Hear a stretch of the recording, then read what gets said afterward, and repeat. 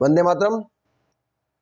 श्री गणेश, भगवान गणेश बुद्धि के देवता है और साथ में ही किसी प्रकार का शुभ कार्य जब हम करते हैं तो हम भगवान गणेश को निमंत्रण देना नहीं भूलते, या अपितु जब कोई शुभ कार्य किया जाता है तो सर्वप्रथम जो पूजनीय होते हैं वो भगवान गणेश को पूजा जाता है।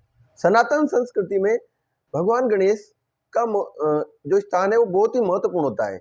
गणेश चतुर्थी के अवसर पर गांव, गली, कस्बे, मोहल्ले और प्रत्येक घर पर गणेश जी की पूजा की जाती है। गणेश जी की प्रतिमा को लेकर आया जाता है, उनकी स्थापना की जाती है और गणेश चतुर्थी से लेकर अनंत चतुर्दशी के अवसर तक गणेश जी की पूजा अर्चना आराधना की जाती है। अनंत चतुर्दशी के अवसर पर उनका विसर्जन किया जाता है। मित्रों, जिन बुद्धि के देवता को, जिन शुभ कार्य के करने वाले देवता को सर्वप्रथम हम पूजते हैं, उनको लेकर हम कितना गंभीर है ये सोचने की आवश्यकता है। हम देखते हैं कि हम सस्ती दाम में मिलने के कारण से ऐसी प्रतिमा लेकर आ जाते हैं जो बाद में पानी में गलते नहीं है, ऐसी पूरी की पूरी प्रतिमा रह जाती है। कभी हम ऐसे स्थान पर उनका विसर्जन कर देते हैं क्योंकि अनंत चतुर्दशी के समय पर तो नदियों में पानी बहता रहता है, लेकिन उसके कुछ समय बाद ही जब बारिश बंद हो जाती है तो नदियों का जलस्तर कम हो जाता है। तो हम देखते हैं कि जो प्रतिमाएं जल में विसर्जन के बाद में घुलती नहीं है वह खंडित रूप से या वो ऐसी कैसी हमें वहां पर देखने को मिलती है, जो कि बहुत ही गलत और दुर्भाग्यपूर्ण है। अगर वास्तव में हम भगवान गणेश के प्रति अपनी सच्ची श्रद्धा, सच्ची आस्था रखते हैं तो या तो हम उनकी स्थापना न करें, उनकी प्रतिमा लेकर ना आए, हम अपने स्तर से किसी बड़े हमारे जो आसपास का गणेश मंदिर है वहां पर जाके पूजा करें, अर्चना करें, इतना पर्याप्त है। अगर हम अपने घर, अपने मोहल्ले में या अपने कस्बे में गणेश जी की प्रतिमा का स्थापना कर रहे हैं, उनकी पूजा अर्चना गणेश चतुर्थी से लेकर अनंत चतुर्दशी तक करने का विचार बना रहे हैं, तो हम ऐसी प्रतिमा, ऐसी मूर्ति लेकर आए जो जल में घुलनशील हो। जब विसर्जन करें तो जल में घुल जाए, ताकि उस प्रतिमा का अवशेष या पूरी की पूरी प्रतिमा जल स्तर कम होने पर गलत तरीके से हमें इधर उधर पड़ी हुई न दिखे। क्योंकि हमारे आराध्य देव है तो उनका सम्मान करना भी हमारा अधिकार है। केवल कुछ दिन पूजा अर्चना करना ही हमारा अधिकार नहीं, अपितु हमारे आराध्य देव का पूर्ण रूप से सम्मान होना चाहिए, ये भी हमारी जिम्मेवारी बनती है।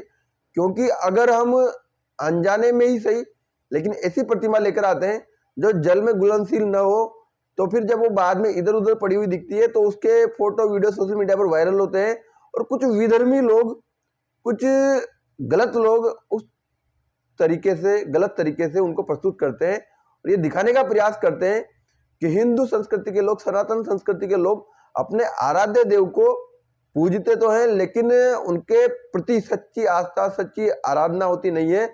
तभी तो वो इस तरीके से अपने आराध्य देव की प्रतिमाओं को छोड़ के चले जाते हैं। तो हमें गणेश चतुर्थी के अवसर पर अगर आप अपने घर पर, अपने मोहल्ले में गणेश प्रतिमा को स्थापित कर रहे हैं और पूजा अर्चना करने का विचार बना रहे हैं, तो आप सभी से हाथ जोड़कर आग्रह है कि आप ऐसी मिट्टी की मूर्ति लेकर आए जो जल में घुलनशील हो, इको फ्रेंडली हो, जिससे पर्यावरण को किसी प्रकार का दूषित भी न हो, पर्यावरण प्रदूषण भी न हो, ऐसी प्रतिमा लेकर आए और हमारे आराध्य जो देव है उनका सम्मान, उनके प्रति हमारी श्रद्धा का जो स्तर है वो भी लोगों के सामने गलत दृष्टि से प्रस्तुत न हो। उम्मीद है आप सबको ये विषय समझ में आया होगा। क्योंकि भगवान गणेश जी हमारे आराध्य देव है, हमारे शुभ कार्यों में प्रथम पूज्य देव है, तो उनके प्रति हमारा जो नैतिक कर्तव्य है, जिम्मेदारी है, वो यही है कि उनका सम्मान हम करें और किसी भी प्रकार से हमारी अज्ञानता के कारण ही उनका कोई उपवास न उड़ाए, उनका हम किसी प्रकार से अनादर न करें, इस बात का ध्यान में रखने की आवश्यकता है। तो ऐसी प्रतिमा लेकर आए जो इको फ्रेंडली हो, जल में घुलनशील हो। आप सभी से आग्रह, आप इस विषय को समझे होंगे, गंभीरता से लिया होगा। आप चाहते हैं आपके कोई परिचित भी इस प्रकार का गलत कार्य न करे जिससे हमारे आराध्य देव का अपमान हो, तो इस वीडियो को अधिकतम लोगों तक शेयर करें ताकि उनको भी ये विषय गंभीरता से समझ में आए। और अगर आप गलती से, क्योंकि अभी गणेश चतुर्थी आ ही चुकी है, तो अगर आप गलती से ऐसी प्रतिमा लेकर आ गए हो जिसके बारे में आपको जानकारी नहीं हो कि ये जल में घुलनशील है या नहीं है, और जल में घुलनशील नहीं भी हो, तो आप विसर्जन का ऐसा स्थान सुनिश्चित करें जहां पर जल का स्तर कभी कम न होता हो। तो वो ऐसा कोई गहरा तालाब, गहरी झील हो सकती है, जिसके किनारे के माध्यम से ही प्रशासन के सहयोग से जो क्रेन लगी होती है उनसे विसर्जन करें, ताकि किसी प्रकार की जनहानि भी न हो और हमारे आराध्य देव का भी अपमान न हो, उनका मान सम्मान बना रहे। तो उम्मीद है आप सभी को ये विषय अच्छा लगा होगा। अपने मित्रों परिचितों तक भी ये वीडियो शेयर करें ताकि वो भी इस प्रकार का अनैतिक कार्य, अपने आराध्य देव का अपमान होने वाला कार्य करने से बचे। वंदे मातरम। भारत माता की जय। गणपति बप्पा मोरया।